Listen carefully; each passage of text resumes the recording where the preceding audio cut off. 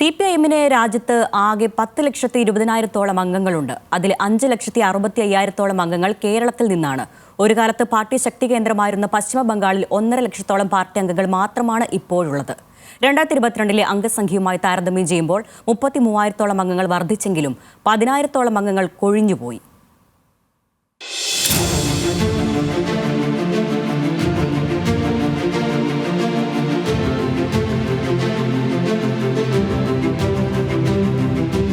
ദേശീയ പാർട്ടി പദവി ഉണ്ടെങ്കിലും കേരളം ഒഴിച്ചുള്ള മറ്റ് സംസ്ഥാനങ്ങളിൽ CPIM-ന്റെ സ്വാധീനം ദുർബലമാണെന്ന് വ്യക്തമാക്കുന്നതാണ് പാർട്ടി കോൺഗ്രസിൽ അവതരിപ്പിച്ച അംഗത്വ കണക്ക്. 10,19,009 അംഗങ്ങളാണ് രാജ്യത്തെ 27 സംസ്ഥാനങ്ങളിലായി CPIM-നുള്ളത്.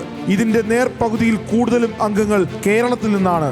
5,64,895 അംഗങ്ങളാണ് കേരളത്തിൽ CPIM-നുള്ളത്. കഴിഞ്ഞ പാർട്ടി കോൺഗ്രസ് നടന്ന കാലയളവിനേക്കാൾ 37,721 അംഗങ്ങൾ ഇത്തവണ കേരളത്തിൽ കൂടിയിട്ടുണ്ട്. പക്ഷേ 2022-ൽ 5.75 ലക്ഷം അംഗങ്ങൾ ഉണ്ടായിരുന്ന പാർട്ടിയിൽ നിന്ന് 2023-ലും 2024-ലും കൊഴിഞ്ഞുപോക്ക് ഉണ്ടായെന്ന് അംഗത്വ പട്ടിക വ്യക്തമാക്കുന്നു.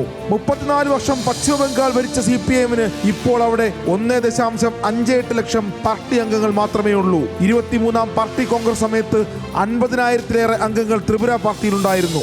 മധുര പാർട്ടി കോൺഗ്രസ് സമയത്ത് അത് 38,000-ആയി ചുരുങ്ങി. CPIM മെമ്പർഷിപ്പിൽ കാര്യമായ കൊഴിഞ്ഞുപോക്കുണ്ടാക്കാത്ത സംസ്ഥാനം തമിഴ്നാടാണ്. 1 ലക്ഷത്തിനടുത്ത് അംഗങ്ങൾ തമിഴ്നാട്ടിൽ CPIM-ലുണ്ട്. കഴിഞ്ഞ 4 വർഷമായി 5,000-ഓളം പാർട്ടി അംഗങ്ങളാണ് ഉത്തർപ്രദേശിൽ ഉള്ളത്.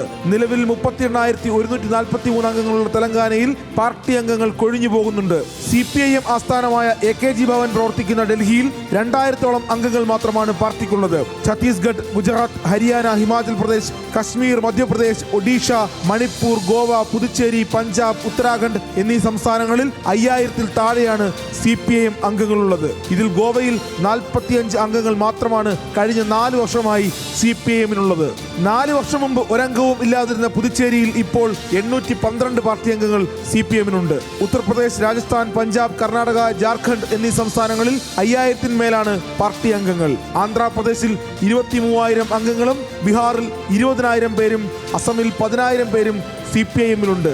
ആൻഡമാൻ നിക്കോബാറിൽ 301 അംഗങ്ങളും പാർട്ടിക്കുണ്ട്. താഴെത്തട്ടിൽ പാർട്ടി അതീവ ദുർബലമെന്നും അംഗങ്ങളുടെ കൊഴിഞ്ഞുപോക്ക് രൂക്ഷമെന്നും CPIM പാർട്ടി കോൺഗ്രസിലെ ചർച്ചയിൽ കേരള ഘടകം വിമർശനം ഉയർത്തിയത് ഈ രേഖയുടെ കൂടെ അടിസ്ഥാനത്തിലാണ്. അംഗങ്ങളുടെ എണ്ണം മാത്രമല്ല നിലവാരവും ഉയർത്താനുള്ള നടപടികൾ തുടങ്ങിയെന്ന് നേതൃത്വം ഈ വിമർശനങ്ങളുടെ അടിസ്ഥാനത്തിൽ വ്യക്തമാക്കി. We won't wait for the certain call of the party to rectify. But whenever incidents of something we don't want, we'll take it seriously and we'll rectify. That is the continuous process. Sometimes we may conduct a campaign because certain issues are not related to individuals. Certain trends may be there. Then we'll take a political campaign. That type of rectification campaigns often 2-3 years or sometimes after elections we do the rectification campaign. പാർട്ടിയുടെ പിന്നോട്ട് പോക്ക് തിരിച്ചറിഞ്ഞുള്ള സ്വയം വിമർശനമാണ് സംഘടനാ റിപ്പോർട്ടിലും അതിന്മേലുള്ള ചർച്ചയിലും കാണാനാകുന്നത്.